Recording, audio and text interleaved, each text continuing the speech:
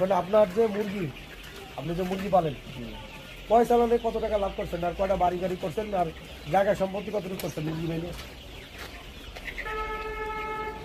বিষয়টা হলো আমি তো এই কিছুদিন ধরে কামার করছি নতুন অবস্থায়, মানে বছর দিন চালাইছি আর কি। হ্যাঁ, এই দুই চারটা টিপ দিয়েছি, মানে লাভবান বেশি হইতে পারি না, ওইটা সমস্যা বানাতে কিছু কাজ করে।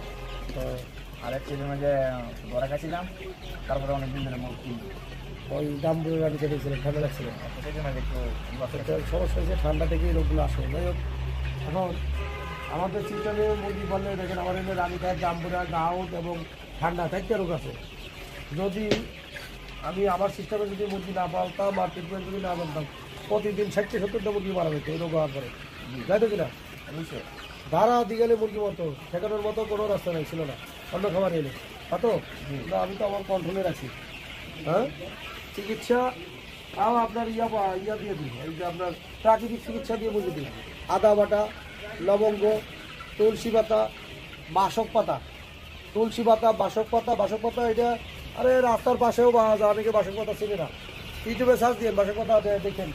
তুলসী পাতা, বাসক পাতা, আদা বাটা, নিম পাতা, লবঙ্গ, আর সাথে নাবা সিরাপ দিয়ে দেবেন। আর ওই যে মানুষের যে হিস্টাসিন ট্যাবলেট আছে না, হিস্টাসিনে ঠান্ডার কাজ করে, ঠান্ডার কাজ করে না? কাজ করে না, হ্যাঁ, মোটামুটি করে। এইটা প্রতি লিটারে 2 লিটারে 1 পিস দিন। আর এই ওষুধগুলো দিয়ে, এগুলো প্রাকৃতিক চিকিৎসা, এগুলো মানুষেরও কাজ করবে, মুরগিরও কাজ করবে। পারবে কিনা ভাই? দিয়ে পারবে।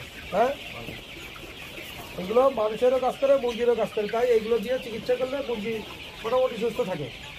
তো আশা করি আপনারাও এইভাবে চিকিৎসা দিয়ে মুরগি যদি অসুস্থ হয় অল্প টাকার ভিতরে চিকিৎসাগুলো দেওয়ার চেষ্টা করবেন। তো সুপ্রিয় দর্শক, আমাদের চ্যানেল সাবস্ক্রাইব করে আমাদের পাশে থাকুন, দেখতে থাকুন আমাদের ভিডিও। আমরা প্রতিনিয়ত ভিডিও দিই। চ্যানেল সাবস্ক্রাইব না করলে আপনি এই ভিডিওগুলো দেখতে পাবেন না এবং নোটিফিকেশনও পাবেন না। খোদা হাফেজ।